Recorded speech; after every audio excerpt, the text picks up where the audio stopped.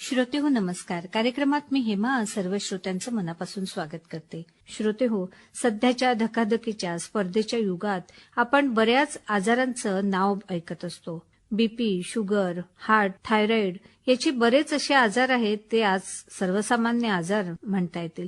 एखाद्या व्यक्तीच्या शरीरात जर काही गाठी झाल्या तर त्या गाठी कदाचित कर्करोगाच्या तर नाहीत असं म्हणून त्या व्यक्तीला घाबरायला होतं आणि तो व्यक्ती कुठेतरी डॉक्टरांकडे जायला घाबरतो. पण श्रोते हो, जर वेळीच आपण डॉक्टरांचा सल्ला घेतला आणि औषधोपचार केला तर ती व्यक्ती नक्कीच ठीक होऊ शकते. आपल्या शरीरात होणाऱ्या ज्या गाठी आहेत त्या कर्करोगाच्याच गाठी असू शकतात का? अशा गाठी काही रुग्णांच्या मेंदूतही आपल्याला झालेल्या दिसतात आणि ब्रेन ट्यूमर झाला असं जर त्या व्यक्तीला सांगितलं गेलं तर त्या व्यक्तीची मानसिकता नक्कीच ढासळते आणि समोर आपला मृत्यू होईल की काय असं त्याला वाटायला लागतं. पण श्रोते हो, आज विज्ञानाने बरीच प्रगती केलेली आहे. एखाद वेळेला जर ब्रेन ट्यूमरचे लक्षण आपल्याला दिसले तर नक्कीच आपण डॉक्टरांचा सल्ला घ्यायला हवा, वेळोवेळी उपचार करायला हवा. तर श्रोते हो, आज आहे 8 जून. आज आपण जागतिक ब्रेन ट्यूमर दिन साजरा करत असतो. श्रोते हो, कोणताही दिवस जेव्हा आपण साजरा करतो तर त्या दिवसाची एक मुख्य संकल्पना असते, एक थीम असते. यावर्षीची 2026ची थीम आहे उज्ज्वल आणि आरोग्यदायी भविष्यासाठी जनजागृती वाढवणे, increasing awareness for healthier tomorrow. तर श्रोते हो, याच थीमनुसार दरवर्षी काम सुरू असतं. या संकल्पनेचा मुख्य उद्देश ब्रेन ट्यूमरबद्दल समाजात जागरूकता निर्माण करणे आणि रुग्णांना वेळेवर उपचार मिळण्यास मदत करणे हा आहे. तर श्रोते हो, याच अनुषंगाने आज आपण सविस्तर जाणून घ्यायला आपल्या आकाशवाणी स्टुडिओत आमंत्रित केलेलं आहे न्यूरोसर्जन डॉक्टर सुशील भोगावर सरांना. तर सर, कार्यक्रमात आपलं अगदी मनापासून स्वागत आहे. नमस्कार मॅडम. सर, आज आपण जागतिक ब्रेन ट्यूमर दिवस साजरा करतो आहोत. तर ब्रेन ट्यूमर म्हणजे नेमकं काय, त्याची व्याख्या काय सांगाल सर? बघा, आपलं शरीर म्हणजे लाखो करोडो पेशींचं एक शिस्तबद्ध शहर असतं. आता या प्रत्येक पेशीला माहित असते की कधी वाढायचं आहे, कधी थांबायचं आहे. पण कधी कधी मेंदूतल्या काही पेशी या शिस्त मोडतात, त्या थांबायचंच विसरतात आणि त्यामुळे ते अनावश्यकपणे वाढत राहतात. मग या अशा अनियंत्रित झालेल्या पेशींचा जो गोळा तयार होतो यालाच आपण ब्रेन ट्यूमर म्हणतो. आता गंमत अशी आहे की आपली कवटी म्हणजे एक बंद घट्ट पेटी आहे.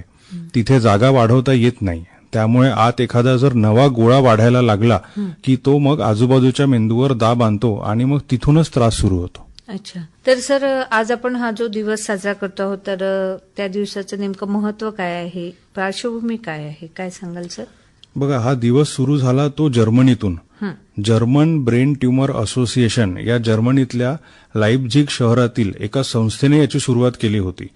याचा मागचा हेतू एकच होता की हा आजार लोकांना दिसत नाही, बोलला जात नाही आणि बऱ्याचदा खूप उशिराने कळतो. म्हणून रुग्णांचा आवाज जगापर्यंत पोहोचावा आणि संशोधनाला चालना मिळावी आणि सामान्य माणसाला लवकर लक्षणं ओळखता यावी, यासाठीच हा एक दिवस ठरवला गेला आहे. अच्छा सर, मग हा दिवस नेमका केव्हापासून आपण साजरा करतो आहोत? हा दिवस आपण सन 2000 पासून दरवर्षी 8 जून हा जगभर ब्रेन ट्यूमर डे असं म्हणून हा दिवस पाळला जातो. म्हणजे आता जवळपास 25 वर्ष झाली आहे आणि या 25 वर्षात याची व्याप्ती जर्मनीमधून निघून आज जगाच्या प्रत्येक कानाकोपऱ्यात पोहोचली आहे. तर सर, आपण जसं मगाशी सांगितलं की ब्रेन ट्यूमर म्हणजे गोळा किंवा गाठ जी आहे, तर प्रत्येकच ही जी गाठ आहे ही ब्रेन ट्यूमरची असते का, किंवा ब्रेन ट्यूमरचे काही प्रकार आहेत का, काय सांगाल सर आपण? हो, ब्रेन ट्यूमरचे मेनली 2 मुख्य प्रकार आहे. पहिला प्रकार म्हणजे बेनाईन ट्यूमर. बेनाईन म्हणजे कॅन्सर नसलेला ट्यूमर. अच्छा. या संथ गतीने वाढतात आणि ऑपरेशननी काढून टाकल्यानंतर परत येत नाही.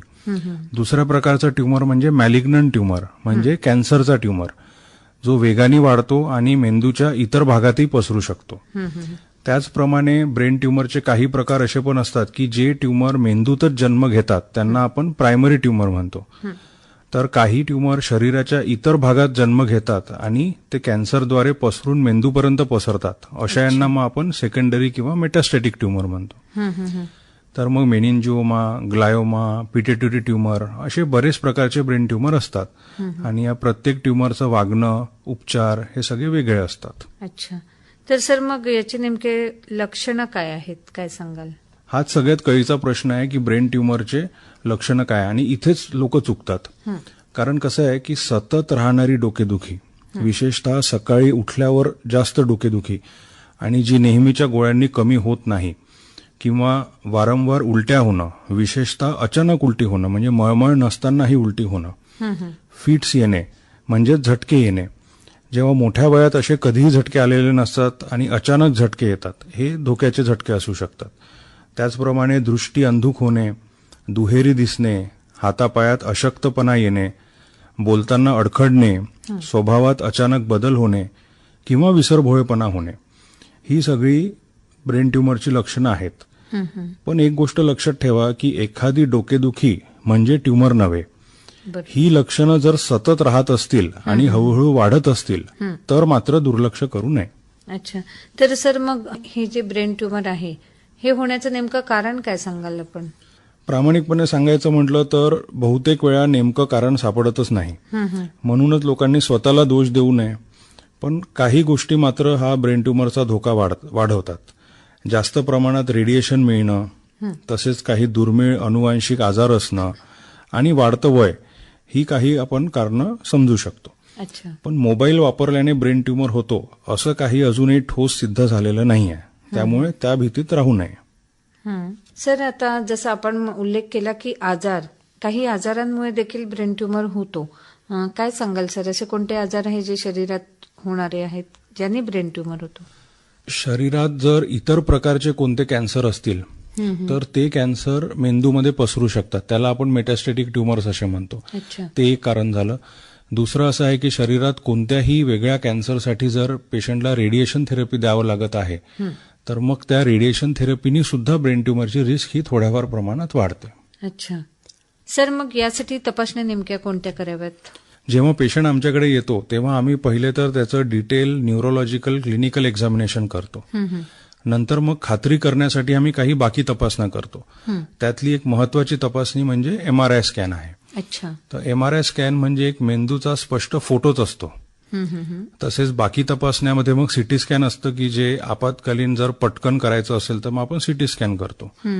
तसेच तो ट्यूमर नेमका कशा प्रकारचा आहे म्हणजे ब्रेन ट्यूमर कोणत्या प्रकारचा आहे हे 100% कळण्यासाठी मग आपल्याला बायोप्सी करावी लागते. म्हणजे ब्रेन ट्यूमरचा एक भाग काढून आपण तपासणीसाठी पाठवतो आणि मग त्याची तपासणी करून एक्झॅक्ट कळतं की कोणत्या प्रकारचा ट्यूमर आहे. अच्छा. काही जे ट्यूमर्स असतात त्यांचा हार्मोन्सवर सुद्धा त्याचा परिणाम असतो. त्यामुळे मग रक्त तपासणी करून आपण हार्मोन्सचे मात्रा काय आहे हे बघूनही ब्रेन ट्यूमरचं डायग्नोसिस करू शकतो. अच्छा. आणि जर पेशंटला झटके येत असेल तर मग आपण EEGची तपासणी करूनही बघू शकतो. अच्छा. सर मग एखाद्या व्यक्तीला जर हा त्रास असेल तपासणीनंतर त्यात ते आढळलं, यात मग नेमकी उपचार पद्धतीची भूमिका कशी आहे? बघा, ब्रेन ट्यूमरचा जो उपचार आहे हा बेसिकली 3 खांबावर उभा असतो. अच्छा. म्हणजे 3 गोष्टी महत्वाच्या आहेत. त्यात शस्त्रक्रिया, रेडिएशन थेरपी आणि किमोथेरपी. पण एक गोष्ट स्पष्ट सांगतो की एकही ट्यूमर दुसऱ्यासारखा नसतो. म्हणजे त्यामुळे उपचार हे प्रत्येक रुग्णानुसार ठरवला जातो. त्या ट्यूमरचा प्रकार कोणता आहे, त्या ट्यूमरची मेंदूमधली जागा कोणती आहे, रुग्णाचं वय किती आहे, एकूणच रुग्णाची तब्येत ही कशी आहे, हे सगळं बघून एक्झॅक्ट उपचार पद्धती ही ठरवली जाते. तर हे जे काम आहे ही एक डॉक्टरांची टीम ठरवत असते. त्या टीममध्ये न्यूरोसर्जन, ऑन्कोलॉजिस्ट आणि रेडिएशन ऑन्कोलॉजिस्ट असे 3 जण मिळून कम्प्लीट डिसिजन घेतलं जातं. अच्छा. मग नेमकी सर ही शस्त्रक्रियेची जी भूमिका आहे ही कशी आहे? केव्हा ठरवता आपण की शस्त्रक्रिया करावी? बघा, शस्त्रक्रिया हा बहुतेक वेळा उपचाराचा पहिला आणि महत्वाचा टप्पा असतो. एकतर शस्त्रक्रियेचा फायदा हा आहे की आपण शस्त्रक्रियेमध्ये मॅक्सिमम ट्यूमर सुरक्षितपणे आपण काढून टाकत असतो. आणि दुसरा फायदा म्हणजे तो ट्यूमर आपण तपासणीला पाठवू शकतो आणि एक्झॅक्टली तो कोणत्या प्रकारचा आहे हे सुद्धा आपण माहिती करू शकतो. त्यामुळे शस्त्रक्रिया ही सगळ्यात महत्वाची भूमिका ट्रीटमेंटमध्ये ही शस्त्रक्रियेचीच असते. तर सर हा जो ब्रेन ट्यूमर झाला तर यामुळे शरीरातील कोणत्या अवयवांना धोका संभवू शकतो, या संदर्भात आपण काय सांगाल सर? बघा, इथे एक सुंदर पण गंभीर गोष्ट समजून घ्या की मेंदू हा आपल्या संपूर्ण शरीराचा कंट्रोल रूम आहे. म्हणजे ट्यूमर मेंदूमध्ये असतो पण त्याचा परिणाम मात्र संपूर्ण शरीरावर दिसतो. तो मेंदूच्या ज्या भागावर दाब आणतो त्यानुसार लक्षणं ठरतात.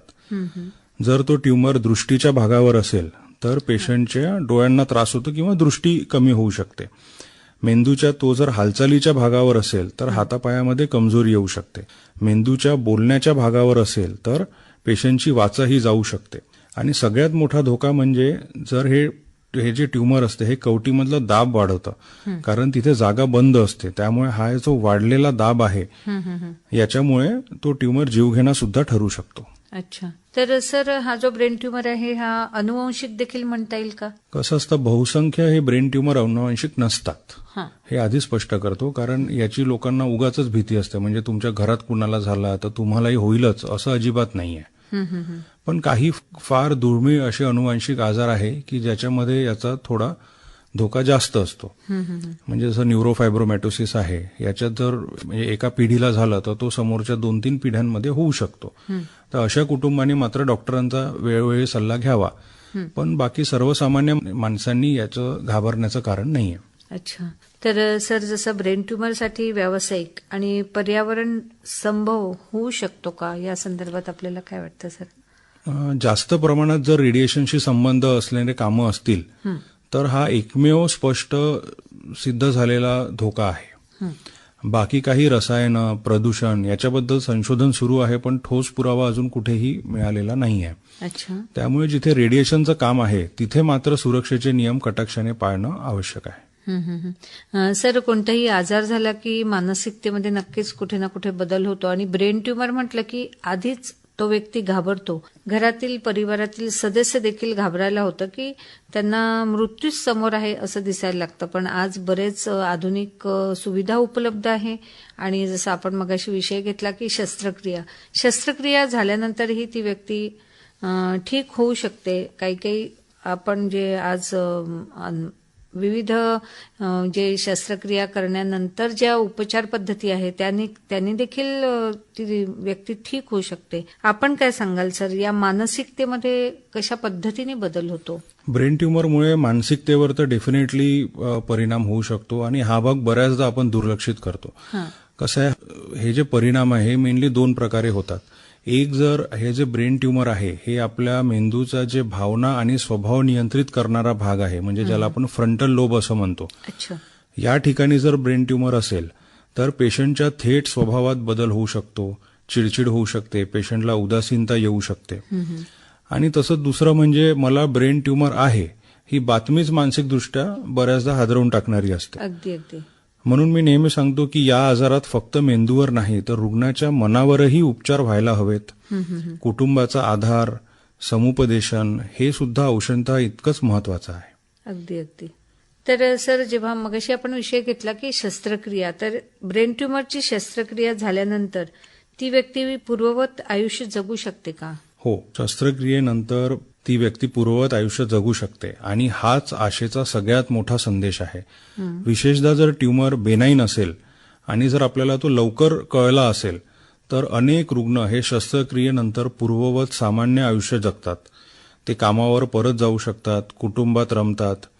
थोडा पुनर्वसनासाठी काळ लागतो, फिजिओथेरपी, स्पीच थेरपी अशी बऱ्याचदा मदत लागू शकते. पण ब्रेन ट्युमर म्हणजे आयुष्य संपलं हा गैरसमज आहे, आणि आज औषध वैद्यकशास्त्र भरपूर पुढे गेलेलं आहे. त्यामुळे शस्त्रक्रियेला घाबरू नये आणि इथून पेशंट ठीक होऊ शकतो. अच्छा. सर, तरी किती काळ त्यासाठी द्यावा लागतो? म्हणजे शस्त्रक्रिया आता तपासण्या झाल्या, त्यानंतर उपचार मध्ये शस्त्रक्रिया झाली, तरी किती काळात ती व्यक्ती ठीक होऊ शकते? हा जो काळ आहे हा ट्युमर कोणत्या प्रकारचा आहे याच्यावर पण भरपूर डिपेंड करतं. जर बेनाईन ट्युमर असेल तर पेशंट 2 ते 3 महिन्यात मॅक्सिमम पेशंट हे बरे होतात.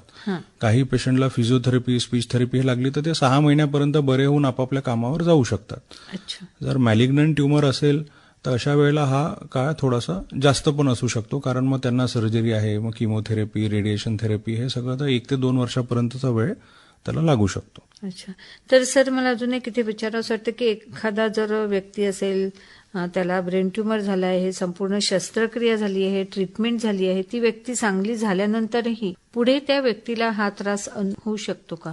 याचं उत्तर ते ब्रेन ट्युमर कोणत्या प्रकारचं आहे याच्यावर डिपेंड करतं.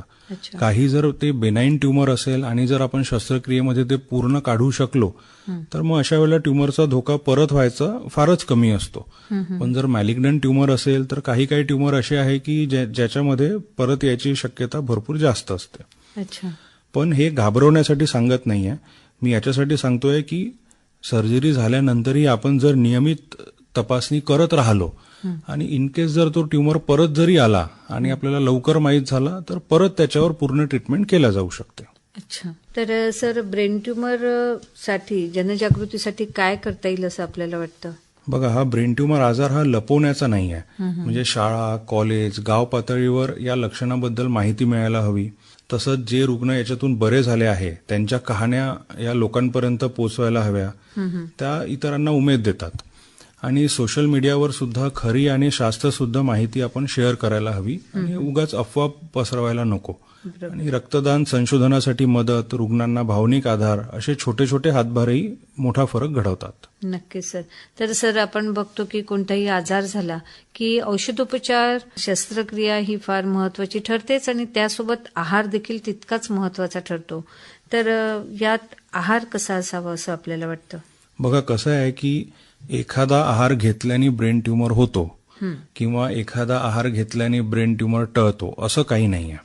पण संतुलित आणि पौष्टिक आहार म्हणजे भरपूर भाज्या, फळं, धान्य या प्रकारचा आहार शरीराची एकूणच प्रतिकारशक्ती वाढवते. आणि त्यामुळे उपचारादरम्यान, विशेषतः किमो आणि रेडिएशनच्या काळात शरीराला झगडण्याची ताकद देते. म्हणजे आपल्या शरीराची ते इम्युनिटी वाढवते. त्यामुळे चांगला आहार हा फार मोलाचा ठरतो. अतिप्रक्रिया केलेले अन्न आणि एक्स्ट्रा शुगर हे सगळं टाळायला पाहिजे आणि हा सर्वसाधारण सल्ला सगळ्यांसाठीच चांगला आहे. सर, इथे अजून एक विचार असं वाटतं की जसं आज बघतो आपण की स्क्रीन टाइम बऱ्याच जणांचा वाढला आहे. लहान मुलं असतील, युवक असतील किंवा आज ज्येष्ठ नागरिक देखील असतील. वेळ कसा घालवायचा? ज्येष्ठ नागरिकांसाठी प्रश्न असतो, अभ्यासासाठी मुलं असतील लहान किंवा युवक. आज आपण बघतो की कंटिन्युअस मोबाईलवर असतात आणि काही असं असतं की ऑफिसचं वर्क जे आहे ते वर्कलोड भरपूर असतं, त्यामुळे देखील ते स्क्रीन टाइम त्यांचा भरपूर असतो. यामुळे देखील बरेचदा असं म्हणण्यात येतं की ब्रेनवर त्याचा परिणाम होईल. हे जे काय आहे आज आपण म्हणतो, याचा काही परिणाम होतो का सर? काय सांगाल आपण? कसं आहे, जर एक्सेसिव्ह स्क्रीन टाइम असेल तर त्याच्यामुळे निश्चितच मेंदूवर परिणाम होतो. कारण जास्त कंटिन्यू रील्स बघितल्याने आपले जे डोपामिनचे पाथवेज असतात ते एक्झॉस्ट होतात. त्यामुळे ओव्हरऑल आपल्या ब्रेनची प्रोडक्टिव्हिटी कमी होते. म्हणजे आपली विचार करण्याची क्षमता, आपलं इंटेलिजन्स हे डेफिनेटली कमी होते. आणि ओव्हरऑल आपण दिवसभरात जितके मानसिक कामं करू शकतो तितके आपण नाही करू शकत. हा एक आहे. आणि दुसरी गोष्ट म्हणजे स्क्रीन टाइम आणि याच्यामध्ये कम्प्युटर याचा वाढता वापर याच्यामुळे मानेचे पण बरेचसे प्रॉब्लेम्स आता लोकांमध्ये दिसत आहे. पण स्क्रीन आणि कम्प्युटरमुळे ब्रेन ट्युमर होतो असं काही अजून कुठे सिद्ध झालेलं नाहीये. अच्छा. तर सर, आजच्या या कार्यक्रमाच्या माध्यमातून आपण आपल्या श्रोत्यांना काय सांगाल? मेडिटेशन, प्राणायाम, योगा आणि योग्य आहार याचा सुद्धा मेंदूवर फार छान परिणाम होतात. रोज 15 ते 20 मिनिटं मेडिटेशन केल्यामुळे आपलं माइंड आहे हे शांत होतं आणि त्यामुळे आपली विचार करण्याची क्षमता वाढते. रेग्युलरली रोज 15 ते 20 मिनिटं प्राणायाम केल्यामुळे जो मेंदूला ऑक्सिजनचा सप्लाय आहे तो व्यवस्थित होतो. त्यामुळे ब्रेनचे बरेचसे आजार हे टाळता येतात. तसेच रेग्युलरली योगा केल्यामुळे सुद्धा आपल्या शरीराची लवचिकता ही मेंटेन राहते. आणि याचप्रमाणे जर सकस आहार असेल तर आपल्या शरीराची जी इम्युनिटी आहे, रोगप्रतिकारक क्षमता आहे, ती सुद्धा चांगली राहते. त्यामुळे या गोष्टी सुद्धा फार महत्वाच्या आहेत. बघा, ब्रेन ट्युमर म्हणजे हा आयुष्याचा फुल स्टॉप म्हणजे पूर्णविराम नाही आहे. बरोबर. तर तो कॉमा आहे म्हणजे स्वल्प विराम आहे. त्यामुळे मी श्रोत्यांना एवढंच सांगेन की ब्रेन ट्युमर हे नाव ऐकून घाबरून जाऊ नका. आज वैद्यकशास्त्र इतकं पुढे गेलं आहे की लवकर निदान आणि योग्य उपचारांनी अनेक रुग्ण पूर्ववत आणि आनंदी आयुष्य जगत आहेत. फक्त एक गोष्ट लक्षात ठेवा की तुमच्या शरीराची हाक ऐका. सतत राहणारी डोकेदुखी, अचानक झालेले झटके, अंधुक दृष्टी या सगळ्या गोष्टी अंगावर काढू नका. वेळेवर डॉक्टरांकडे जा. आणि जे पेशंट या ब्रेन ट्युमरच्या लढाईत आहेत त्यांना पण मी सांगू इच्छितो की तुम्ही एकटे नाही आहे. आम्ही सुद्धा तुमच्या सोबत आहोत. आपल्या मेंदूची काळजी घ्या, कारण तोच तर तुमचं संपूर्ण आयुष्य चालवतो. धन्यवाद. नक्की सर, खरंच खूप छान सांगितलं. प्रत्येकाला आपलं आयुष्य जगण्याचा अधिकार आहे आणि आयुष्य इतकं सुंदर आहे. आपण चांगल्या पद्धतीने लक्ष देऊन किंवा जर काही कोणत्या आजारांची जर लक्षणं दिसत असतील तर नक्कीच डॉक्टरांकडे जाऊन सल्ला घेऊन औषधोपचार करायला हवा. तर सर, आज आपण आकाशवाणी स्टुडिओमध्ये वेळात वेळ काढून आलात आणि ब्रेन ट्युमर याविषयी अतिशय उपयुक्त अशी माहिती सांगितली. त्याबद्दल आकाशवाणीच्या वतीने मनापासून आभारी आहे. धन्यवाद सर. धन्यवाद मॅडम. तर श्रोते हो, कार्यक्रमातून मी आता निरोप घेते आहे. स्वतःची आणि परिवाराची काळजी घ्या. स्वतःच्या प्रकृतीला जपा. नमस्कार.